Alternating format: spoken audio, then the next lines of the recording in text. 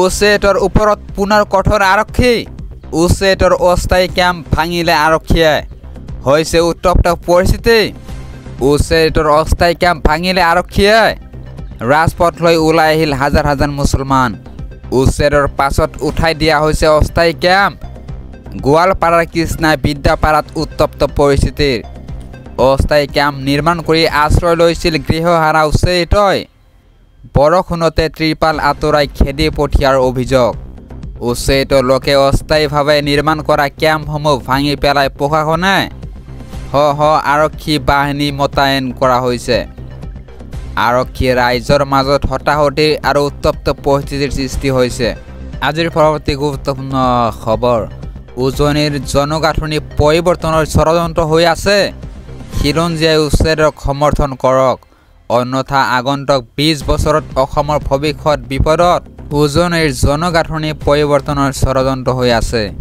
খিলঞ্জীয়াই উচেটক সমৰ্থন কৰক অন্যথা আগন্তুক 20 বছৰত অসমৰ ভৱিষ্যত বিপদত 13 গৰাকী খিলঞ্জীয়াৰ উচেটক লৈ আন্দোলন হৈছে কিন্তু লখিমপুৰৰ জনগাঁথনিৰ ষড়যন্ত্ৰক আমি ৰখালো বিগত 15 বছৰত লখিমপুৰৰ জনগাঁথনি সলনি হৈছে সেই কথাটো বহু ৰাইজে আলোচনা নকৰিলে ঢিং আৰু লাহৰি ঘাটৰ ৰাইজ আহি উৰিয়াম ঘাটত বহিছে উজনিৰ জনগাঁথনি পৰিৱৰ্তনৰ বাবে ষড়যন্ত্ৰ কৰা হৈছে অসমীয়া মানুহে উচেটক সমৰ্থন নকৰিলে 20 বছৰৰ ভিতৰত ধ্বংস হ'ব উচেট সন্দৰ্ভত মুখ্যমন্ত্ৰী ডক্টৰ হিমন্ত বিশ্ব শৰ্মাৰ এয়া ডাঙৰ মন্তব্য আজিৰ পৰৱৰ্তী গুৰুত্বপূৰ্ণ খবৰ উচেটৰ বিৰুদ্ধে নেমচুৰ উত্তাল প্ৰতিবাদ এই মুহূৰ্তত আহি পৰিছে এটা বিগ ব্ৰেকিং নিউজ সংখ্যালঘুৰ গৰ্জনত কপিল গুৱাহাটী উচেটৰ বিৰুদ্ধে নেমচুৰ উত্তাল প্ৰতিবাদ সংখ্যালঘুক লগত লৈ নেমচুৱে সাব্যস্ত কৰে প্ৰতিবাদ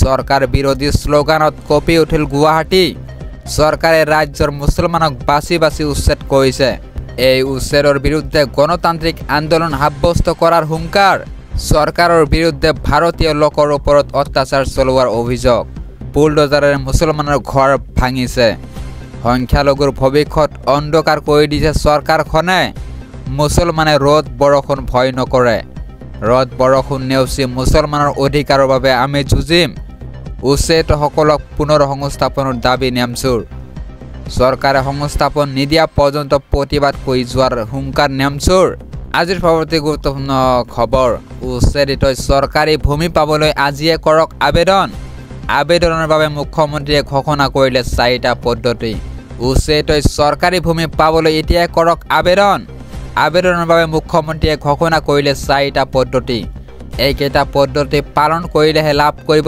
চৰকাৰী ভূমি জিলা আয়ুক্তক আবেদন কৰিলে মুছলমানক দিয়া হ'ব ভূমি পট্টা 1971 চনৰ আগত অহা মুছলমানক ভূমি পট্টা প্ৰদানৰ ঘোষণা মুখ্যমন্ত্ৰীৰ উচেটৰ লোকে মাটি নাই বুলি প্ৰমাণ কৰিব লাগিব 1971 চনৰ আগত অহা মানুহ বুলি প্ৰমাণ কৰিব লাগিব উচেটই চৰত থকা বুলি প্ৰমাণ কৰিলে লাভ কৰিব ভূমি সংখ্যালঘুক ভূমিৰ পট্টা দিবলৈ চৰত ভূমি আছে চৰকাৰৰ গৰাখহনীয়াৰ বাবে ঘৰ হেৰুৱাই 200 বিঘা ভূমি দখল কৰিব নোৱাৰিব উচেটৰ মাজতে মুখ্যমন্ত্ৰী ডক্টৰ হিমন্ত বিশ্ব শৰ্মাৰ এয়া ডাঙৰ ঘোষণা উচেটই চৰকাৰী ভূমি পাবলৈ এতিয়াই কৰক আবেদন আজিৰ পৰৱৰ্তী গুৰুত্বপূৰ্ণ খবৰ উচেটৰ তদন্ত ঘোষণা কৰিছে মুখ্যমন্ত্ৰীয়ে অসমীয়া সংখ্যালঘু কৰাৰ প্লেনিং নেকি উচেটৰ তদন্ত ঘোষণা মুখ্যমন্ত্ৰীৰ অসমীয়া সংখ্যালঘু কৰাৰ প্লেনিং নেকি বেদখলকাৰীক লৈ তদন্ত ঘোষণা কৰিলে মুখ্যমন্ত্ৰী ডক্টৰ হিমন্ত বিশ্ব শৰ্মাই উচেট আমি কোনো তৃপ্তিৰ বাবে নকৰোঁ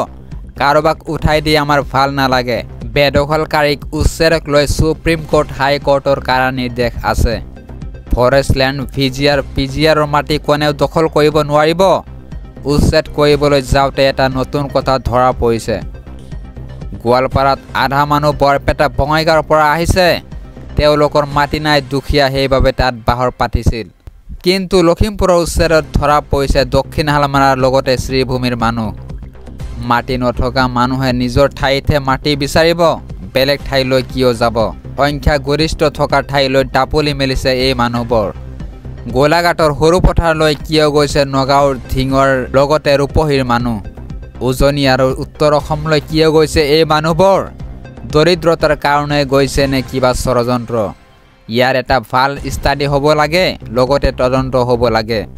আজিৰ পৰৱৰ্তী গুৰুত্বপূৰ্ণ খবৰ, উচ্ছেদিতসকলক মাটি লাগে যদি কৰিব লাগিব এই 3টা কাম। আজিয়ে যোগাৰ কৰক এইকেইটা নথিপত্ৰ। সকলো উচ্ছেদিতই মাটি পাবই, চিন্তাৰ কোনো কাৰণ নাই। ৰাজ্যৰ হাজাৰ হাজাৰ উচ্ছেদিতক ডাঙৰ খবৰ দিলে মুখ্যমন্ত্ৰী ডক্টৰ হিমন্ত বিশ্ব শৰ্মাই। হাজাৰ হাজাৰ উচ্ছেদিত মুছলমানৰ বাবেও আটাইতকৈ ডাঙৰ খবৰ। প্ৰতিগৰাকী উচ্ছেদিত লোকে লাভ কৰিব মাটি। উচ্ছেদৰ পাছত মাটি দিয়াৰ ব্যৱস্থা কৰিব চৰকাৰে। চৰতে ভূমি প্ৰদানৰ ব্যৱস্থা কৰিব চৰকাৰে। ভূমি লাভ কৰিবলৈ উচ্ছেদিতই মানিব লাগিব 3টা চৰ্ত। 1 নম্বৰ চৰ্তটো হৈছে উচ্ছেদিত লোকে মাটি নাই বুলি প্ৰমাণ কৰিব লাগিব। দ্বিতীয় চৰ্তটো হৈছে 1971 চনৰ আগত অহা মানুহ বুলি প্ৰমাণ কৰিব লাগিব। তৃতীয় চৰ্তটো হৈছে উচ্ছেদিতই চৰত থকা বুলি প্ৰমাণ কৰিলে লাভ কৰিব ভূমি। এই 3টা চৰ্ত পূৰণ হ'লে লগে লগে মাটি দিয়া হ'ব উচ্ছেদিতক। উচ্ছেদ অভিযানৰ মাজতে মুখ্যমন্ত্ৰীয়ে কৰিলে বৃহৎ ঘোষণা, সকলো উচ্ছেদিতই মাটি পাবই, চিন্তাৰ কোনো কাৰণ নাই। ৰাজ্যৰ হাজাৰ হাজাৰ উচ্ছেদিতক ডাঙৰ খবৰ দিলে মুখ্যমন্ত্ৰীয়ে। হাজাৰ হাজাৰ উচ্ছেদিত মুছলমানৰ বাবেও আটাইতকৈ ডাঙৰ খবৰ। আজিৰ পৰৱৰ্তী গুৰুত্বপূৰ্ণ খবৰ, আজি উচ্ছেদৰ বিৰুদ্ধে খিলঞ্জীয়াৰ মহাগৰ্জন। হিন্দু মুছলমান খ্ৰীষ্টানৰ প্ৰতিবাদত কঁপিছে নামনি অসম। আৰু মাত্ৰ কেইটামান ঘণ্টাৰ পিছতে খিলঞ্জীয়াৰ মহাগৰ্জন। খিলঞ্জীয়াৰ প্ৰতিবাদত কঁপিব অসম। উচ্ছেদৰ বিৰুদ্ধে একত্ৰিত হ'ব হিন্দু মুছলমান খ্ৰীষ্টানসকলো। উচ্ছেদ বন্ধ কৰাৰ হুংকাৰ খিলঞ্জীয়া লোকৰ। চৰকাৰে অমানৱীয় অগণতান্ত্ৰিক উচ্ছেদ কৰি আছে। 1915 চনৰ পৰাই আমি ইয়াত বাস কৰি আছোঁ। স্বাধীনতাৰ কালৰে পৰা আমাৰ ইয়াত মছজিদ নামঘৰ গীৰ্জা আছে। গাঁৱেই নহয়, ইয়াৰ বনাঞ্চলৰ ওপৰতো আমাৰ অধিকাৰ আছে। গতিকে আমাৰ ঠাইত কোনো পধ্যেই উচ্ছেদ কৰিবলৈ দিয়া নহ'ব। এনেদৰে এতিয়া উচ্ছেদৰ বিৰুদ্ধে প্ৰতিবাদত নামিছে একাংশ খিলঞ্জীয়া লোক। ৰাজপথৰ পৰাই চৰকাৰক প্ৰদান কৰিছে তীব্ৰ হুংকাৰ। আজিৰ পৰৱৰ্তী গুৰুত্বপূৰ্ণ খবৰ, ঘৰ ভাড়া দিয়া মালিকসকলৰ বাবে আহিছে ডাঙৰ খবৰ। মানিব লাগিব 5টা নতুন নিয়ম। মাইক লৈ ঘোষণা কৰিলে প্ৰশাসনে। ঘৰ ভাড়া দিয়াসকললৈ আহিছে ডাঙৰ খবৰ। মাইক লৈ নিয়ম ঘোষণা প্ৰশাসনৰ। 1 নম্বৰ নিয়মটো হৈছে ঘৰ ভাড়া দিয়াৰ পূৰ্বে ভাড়াতীয়াৰ বৈধ পৰিচয় পত্ৰ ভালদৰে পৰীক্ষা কৰক। 2 নম্বৰ নিয়মটো হৈছে Aadhaar card, voter ID, PAN card কি কৰ্ম কৰে ইত্যাদি তথ্য সংগ্ৰহ কৰক। 3 নম্বৰ নিয়মটো হৈছে যিকোনো সন্দেহজনক ব্যক্তিৰ বিষয়ে জানিব পাৰিলে তৎক্ষণাত আৰক্ষীক অৱগত কৰক। 4 নম্বৰ নিয়মটো হৈছে আজাদ নগৰ ষ্ট্ৰং কমিটি তথা বৰপেটাৰত আৰক্ষীক অৱগত কৰক। 5 নম্বৰ নিয়মটো হৈছে ভাড়া দিয়াৰ 3 দিনৰ ভিতৰত ভাড়াতীয়াৰ নথি সংগ্ৰহ কৰিব লাগিব। বৰপেটা আৰক্ষীয়ে গ্ৰহণ কৰিছে বিশেষ পদক্ষেপ, অন্যথা ঘৰৰ মালিকৰ বিৰুদ্ধে আৰক্ষীয়ে গ্ৰহণ কৰিব কঠোৰ ব্যৱস্থা। ভয়াৱহ ৰূপত বৃদ্ধি পোৱা চুৰি ডকাইতিৰ ঘটনাক লৈ এই বিশেষ ব্যৱস্থা।